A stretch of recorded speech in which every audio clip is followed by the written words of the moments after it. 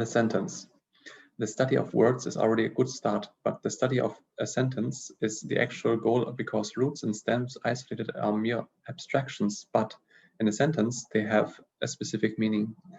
Ideally, one learns a language like children. However, this might take too long. Therefore, one has to take the shortcut over grammar. The uninflected form of a Pali word is without ending. The uninflected form of a Pali word without an ending is the stem. In dictionaries and vocabularies, nouns, nama, are usually listed in their stem form, less often in the form of the nominative singular. Verbs, aṭṭhakathā, are usually given under the form of the third person singular of the present tense indicative active. In this book, verbs are given in the root form, but with their prefixes where these are used, hence in the alphabetical position of the prefixes in these cases.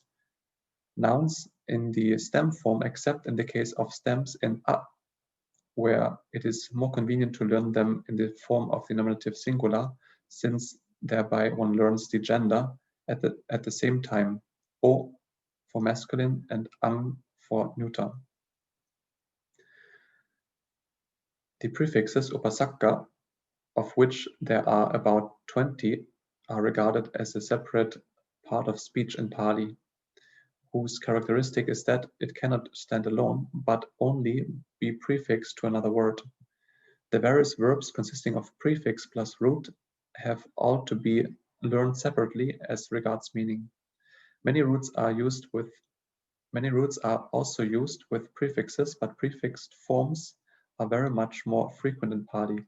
A number of verbs have 2 or 3 prefixes to their roots.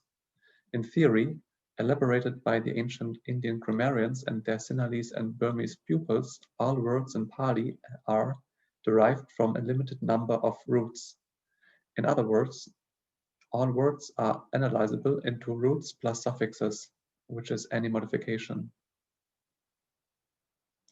A root dhatu is an element not further analyzable at the grammatical or lexical levels. Having a very vague and general meaning, it is rarely, if ever, found in its pure state without suffix or prefix, except in grammar books and dictionaries. After this derivation of word stems linger by the addition of suffixes pachaya to roots and sometimes of secondary suffixes to these suffixes, inflectional endings vibhakti are added to form actual words para, as they occur in sentences in different grammatical relations. There's one other class, that of indeclinables, nipata, defined as not taking any inflections. Examples of indeclinables are evam, meaning thus, so, ti, meaning end quote, and yena, meaning towards.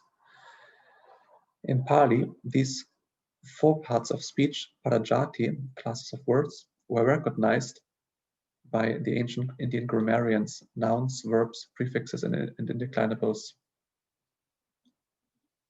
In Pali, we find 2 numbers, singular and plural, in both nouns and verbs, 3 persons in verb and in pronouns, third he, she, it, etc.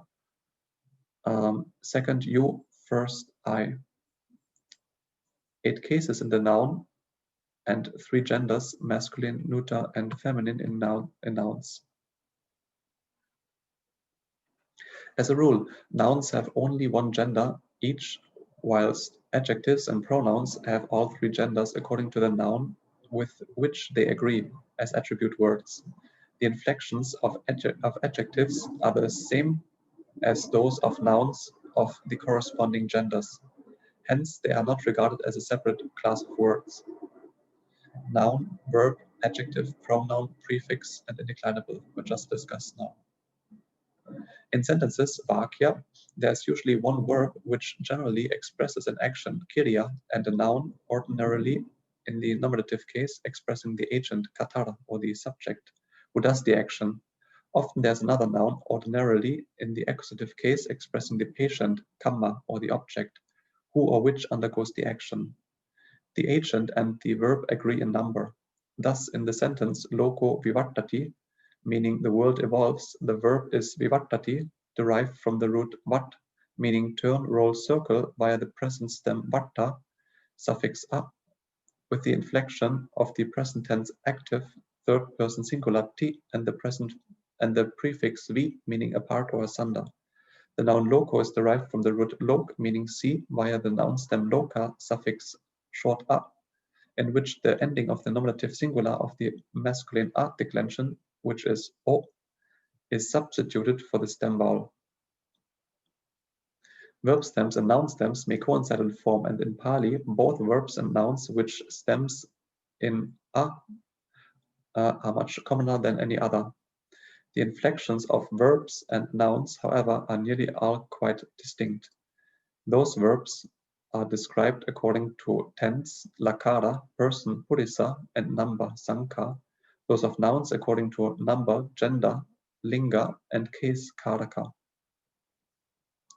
The various cases express relations between the noun and the verb, or between a noun and another noun. Pali sentences do not all contain verbs.